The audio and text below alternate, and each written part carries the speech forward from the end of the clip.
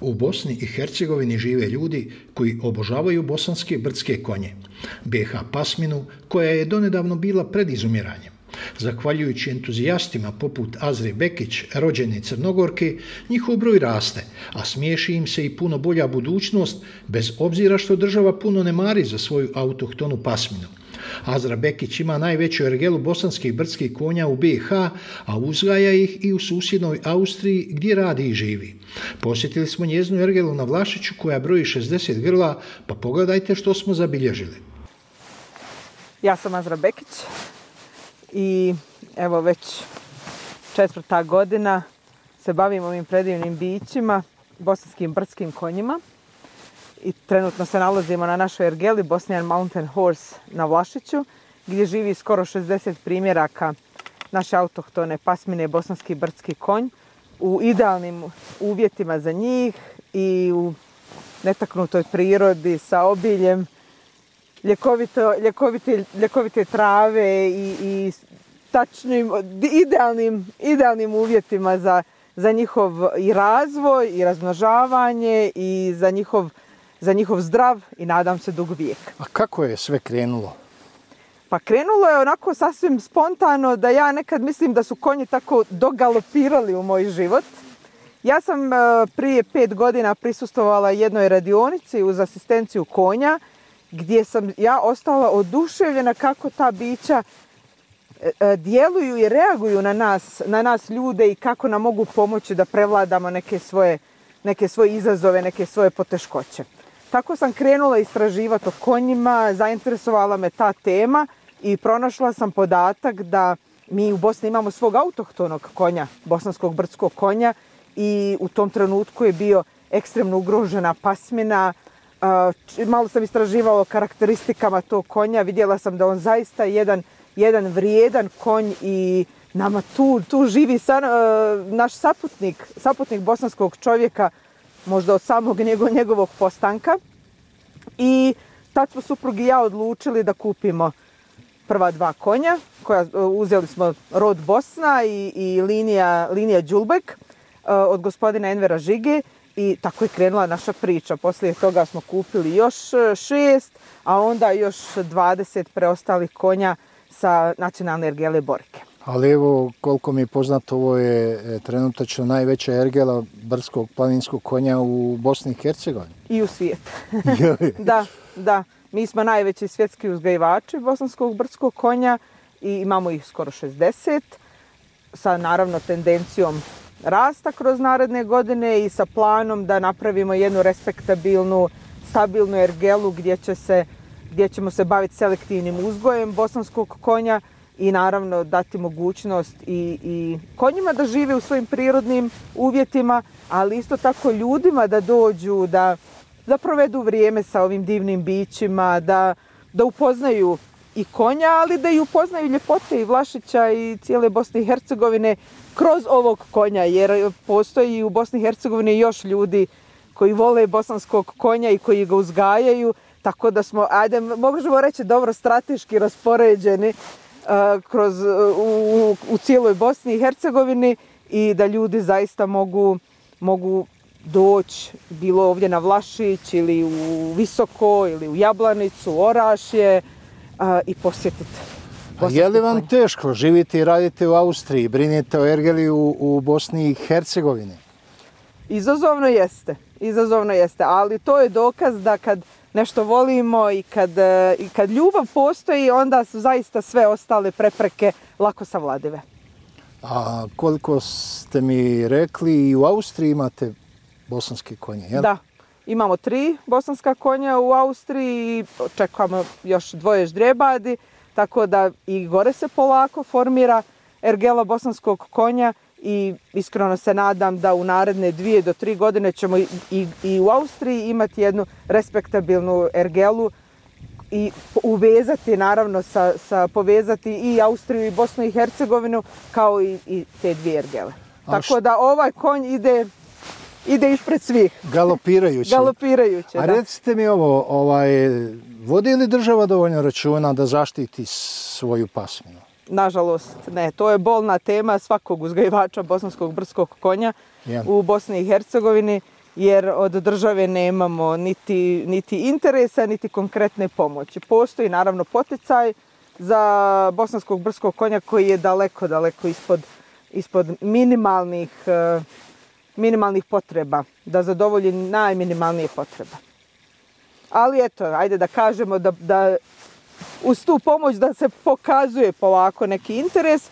Međutim, naš zadatak je i nas kao uzgajivača i svih ljubitelja bosanskog konja da stalno apeliramo i na svijest ljudi i na svijest naših političara i onih koji vode našu državu, da ukoliko mi nešto ne poduzmemo, da ćemo opet se suočiti sa gubitkom ovakvog vrijednog konja. A to nije samo gubitak Bosne i Hercegovine, to je gubitak ako izumre bosanski konj kao rasa, sa njim odlaze karakteristike konja koje druge konjske pasmine ne posjeduju. Jer bosanski brdski konj posjeduje određene karakteristike koje baštine još od prakonja. I jedini je on danas, jedina živuća konjska pasmina koja još uvijek ima te karakteristike. Ako izgubimo tog konja, otišlo je u nepovrat jedan značajan dio i znanstvenog pristupa konju, a da ne spominjem gubitak jedne pasmine šta bi značio i za čovjeka. Ja, rođeni ste u Crnoj Gori, živjeli u Sarajevu, radite u Beću. Kako sve to objediniti? Pa ja imam osjećaj da imam u sebi te neke nomadske krvi. Tako da to je nekako dio moje prirode i ne mogu zamisliti drugačiji život. Ne mogu zamisliti život da sam samo na jednom mjestu i da ovako gledam da spojim, da meni da i dušu svoju zadovoljim i potrebu za nekim drugačijim načinom života, ali eto sve se to nekako preklapa u jednu cjelinu i funkcionira. Je li ovo ljubav ili interes? Ljubav. Ovdje nema interesa. Mislim da ne može niko ko se bavi konjima da krene iz ljubavi, da tu vrlo brzo shvati da nema interesa. Ovo se ne može mjeriti, ali u stvari šta znači interes? Kako definiramo interes? Ako gledam interes kao ispunjenje mog srca i da sam među ovim konjima svoja na svom i ono što dobijam od njih, ako je to taj interes, onda je ovo interes.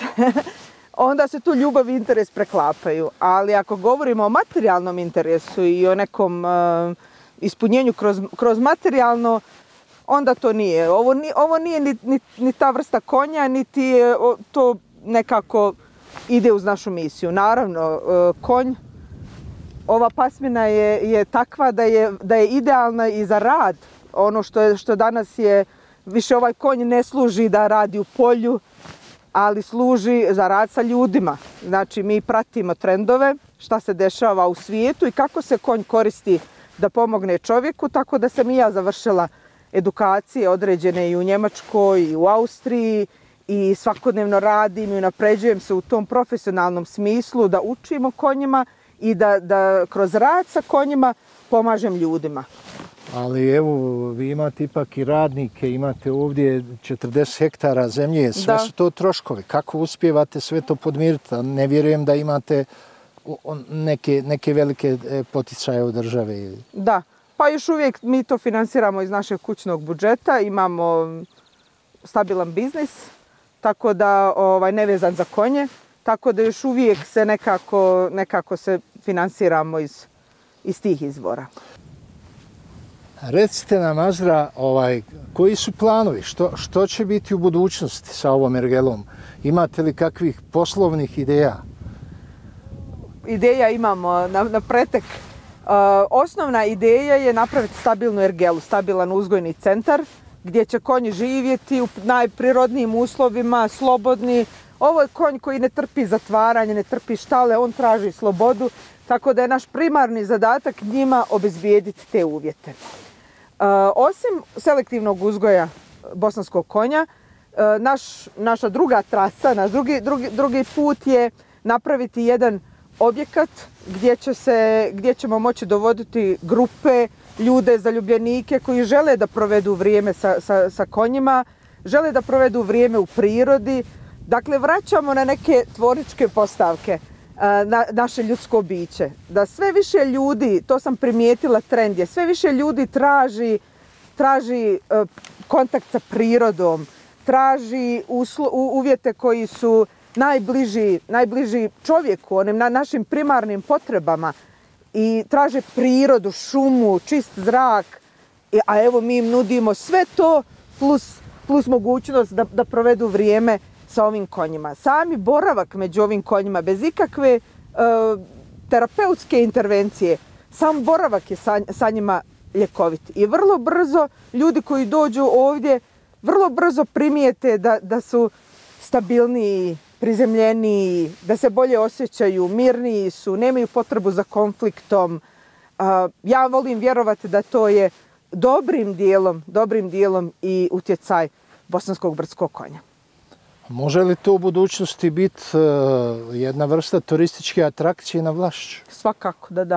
Svakako da da. Ja se iskreno nadam i da će i turistička zajednica kao i politička struktura vlasti Srednjobosanskog kantona prepoznati ovu priliku i podržati nas u našim idejama, ako ništa olakšati nam sprovođenje naših ideja, da ovdje zaista napravimo jedan respektabilan centar, jedan rezervat bosanskog brdskog konja koji će biti otvoren za sve ljude dobre volje i one koji vole ove životinje, poštuju ih. Ovdje svakodnevno dolazi desetine ljudi koji šetaju, koji prolaze, koji su čuli. Dolaze ljudi iz daleka, samo su čuli da postoji ovdje ergela, dolaze da vide ove konje, da provedu vrijeme s njima, da malo, ovo su konji koji, oni nisu klasični divlji konji. Oni jesu divlji, žive u takvim uvjetima, ali već su navikli na ljude. Već su dovoljno socijalizirani da ne odbijaju kontakt s ljudima, da oni su tako visoko intuitivni da mogu prepoznat kad čovjek dolazi sa dobrom namjerom, a kad ne dolazi s dobrom namjerom, i u odnosu na taj osjećaj njihov oni se formiraju i kreće neka interakcija sa ljudima. A kako Austrijanci gledaju, evo, s obzirom da i gore imate brdske bosanske konje, kako gledaju na konja kao životinju, pogotovo na ovu pasminu koja je pred izumiranjem, maltene? Da, mi imamo sad jedan zadatak da ponovo upoznamo svjetsku javnost sa značajem i sa važnošću očuvanja bosanskog brdskog konja. Austrijanci se ne razlikuju od ostalih evropskih naroda u tome, s tim da ja ono što mogu reći svog iskustva, ljudi koji dolaze da posjete naše konje u Austriji ostaju oduševljeni. Oni nisu mogli da njihovim karakterom, kako su mirni, kako vole ljude, kako lako ulaze, kako brzo uče, nevjerovatno brzo uče, jer mi puno radimo sa našim konjima, radi se za njihov trening, pripremaju se za rad sa ljudima. Kogod je došao od tih trenera, oni su ostali fascinirani. Zar je moguće da konj tako brzo uči, tako brzo upija znanje i odmah stavlja u praksu? Ja sam nedavno počela raditi sa svojim bosanskim konjima kroz program coachinga koji ja nudim u Austriji. I prvi put je moja kobila Una prošla kroz jedan jako dubok transformativan proces i provela klijenticu koja je imala vrlo kompleksnu temu tako lagano kao da to radi čitav život. Eto, tako je to izgledalo. I naš pastuh također Dino, koji je glavni šarmer, on je već toliko pozna da ljudi dolaze samo njega da slikaju, da pišu o njemu. I meni je to negdje pokazatelj da smo mi na dobrom putu sa promocijom i sa, da kažem, brendiranjem bosanskog brdskog konja u svijetu.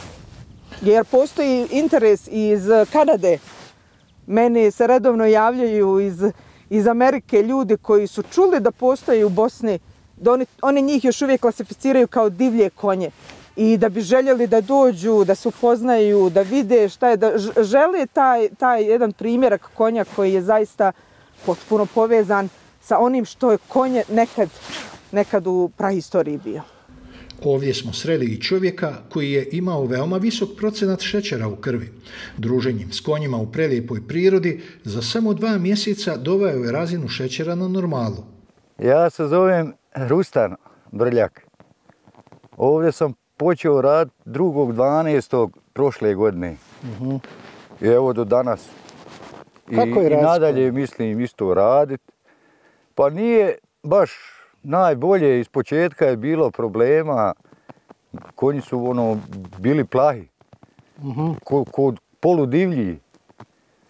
Ali pošto volim životinje, ja sam to savladao i sad oni su na mene navikli. O konja odam normalno ko sa pitomim životinjama. A ima li zvijeri? Kako s tim Ima, prolazi? Bude zvijeri, ali konji su u krdu složni i oni ne daju prići. Ne daju prići životinjama sebi. Čuj. One su složne, jedna bez druge niđe neće, ne ostavljaju skupa su uvijek. A reci mi, zima ide, kako se zimi ponašaju, je li im teško ovdje?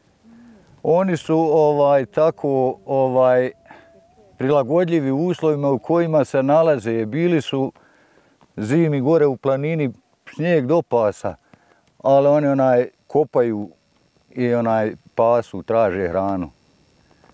I prilagođavaju se uslovima svim u kojima se nalaze. Otporni su na sve. A pomažu li tebi, kakvog si ti zdravlja? Pa mene ovdje sam se maltene izliječio, da sam ostao kod kuće, bio bi na postelji. Šta je reći? I zrak, i konji, i životinje, eto. Znači, sve u redu? Sve super. A nedavno smo razgovarali sa jednim uzgajivačem iz Visokog koji nam je rekao da je vrlo teško izvesti bosanskog brdskog konja iz Bosne i Hercegovine negdje u inozemstvo. Nažalost, to je nemoguće. Problem je zato što mi nemamo registar na nivou države, registar kopitara, jedinstveni registar kopitara. I dok se taj zakon ne izglasa i taj dokument ne sprovede, nama su ruke vezane. Što da isto tako moram biti iskrena i reći, će biti veliki problem u budućnosti za opstanak pasmine. Ako mi nismo u mogućnosti izvesti konja i omogućiti da se pasmina širi i da ljudima koji žele uzgajati ovu pasminu u Europskoj uniji ili u svijetu, ako i mi ne možemo omogućiti to, upitan je opstanak ove pasmine. Jer mi ćemo za 10-15 godina se opet suočiti sa problemom koji smo imali prije 20 godina da je pasmina ekstremno ugrožena. Tako da ovo je još jedan apel državi i državnim vlastima da se probude i da se osvijeste koliko je važno sačuvati ovu pasminu. Poslušni sigurno i onda po glasu poznaju. Po glasu poznaju i kad je neko nepoznat, bježi. Jel? Ja. Pa prolaze li ljudi, interesiraju li se? Pa dolaze ovdje, gledaju, interesuje i normalno. Baš su neki dan bili iz Zenice, 2 porodice bile i dive se ovome ovdje području i konjima isto. Uređenje u krdu je toliko fascinantno i zakoni po kojima se krdo vlada i kako krdo preživljava. Na primjer, imali smo slučaj kada smo konje prebacili ovdje na Vlašić, jedna od kobila je dobila kožnu bolest, šugu je dobila. Kako to može krdo znati? Oni to ne mogu, oni samo imaju osjećaj, instinktivni nagon za preživljavanjem i ta kobila je bila opasnost za njih. Oni su ocijenili kao da je opasna za opstanak krda i izbacili su je iz krda. I iako je ona ozdravila i sad je divna jedna kobila koja je donijela i ždrijebe prošle godine, ni to ždrijebe čak nije nju priznalo. Ždrijebe nju koristi, hrani se, doji je i onda se vrati u krdo, a ona uvijek stoji ovako na rubu krda, sama pase i kad krdo ide na pojilo, ona, pošto je zadnje rangirana, zadnja je u hijerarhiji, ona mora da čeka da sve i jedan član krda prvi jede i prvi pije, pa tek onda ona, ako ostane vode i hrane. Tako da je prirodni uvjeti u kojima oni žive su zaista nekad surovi, ali njihov način organizacije je taj koji njima i služi njihovom opstanku. Ovo je naš najpopularniji pastuh, ocijenjen sa čistom 10 kad je bilo licenciranje ovog ljeta. Pripada liniji Đulbek i on je naš prvi konj kojeg smo mi imali. Evo što je vođa. Znači on je krenuo naprijed.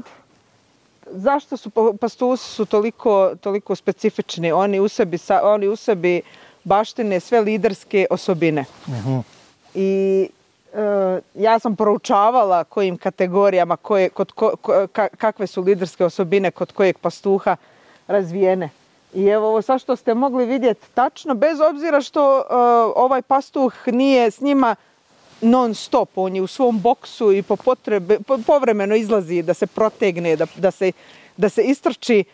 I evo on je izašao sad i automatski je cijela grupa pastuha, ostalih mladih pastuha, se okrenula prema njemu i gledaju, posmatraju i odmah su spremni njega da slijede, on sad da ode gdje god da hoće. Cijela grupa bi išla za njim. I to je, mi ovdje na ergeli imamo najstarije linije Miška i Baruta i imamo ovog Đulbega, u Austriji imamo Durmitora, tako da možemo reći da smo vlasnici sve četiri linije pastuha koje danas postoje. Bosanski planin, brdski konj, jeste. Đulbeg je mlad, on je relativno mlad i imao je jednu sezonu, tako da ova ždrijebac ovogodišnja su njegova, od našeg Jelenka. I on je već imao priliku da se dokaže, sad je dobio licencu za pastuha i već sad kreće od ove godine kreće u rasplod. I nama je u interesu da imamo, da ergela kad se razvije da imamo sve rodove kobila i da imamo naravno, evo za sad imamo sve linije pastuha. Linija Miško je najstarija linija, Miško i Barut. Ovaj Miško kojeg mi imamo on dolazi sa Borika i zaista je pravi primjerak bosanskog brdskog konja, onako jedan primjerak s kojim se mi ponosimo i gdje god da se pojavi njegova fotografija ili kogod da ga vidi, on je... Ali ima jako dobar karakter. Ja sam oduševljena kako ovi konji su... A osim što su inteligentni, što su tako blagi, tako mogu prepoznati. Naprimjer, imala sam priliku u Austriji, došla mi je prijateljica sa malom bebom od 18 mjeseci. Prvi kontakt njen sa životinjom. I ona je prišla bosanskom konju. Ona njima prilazi oko nogu, zavlači se. Tako su one prema njoj bile nježne, podržavajuće. Meni je to bilo fascinantno gledati. Da tako imaju osjećaj i za djecu i za druge ljude. Evo, sad se on uživa u pažnji, on je sav medijska ličnost. Prekrasan vlašički pejsaž sa bosanskim konjima ima budućnost ne samo u očuvanju autohtone pasmine, nego i turističkih potencijala, jer malo gdje u svijetu može se vidjeti i osjetiti ova nedirnuta ljepota.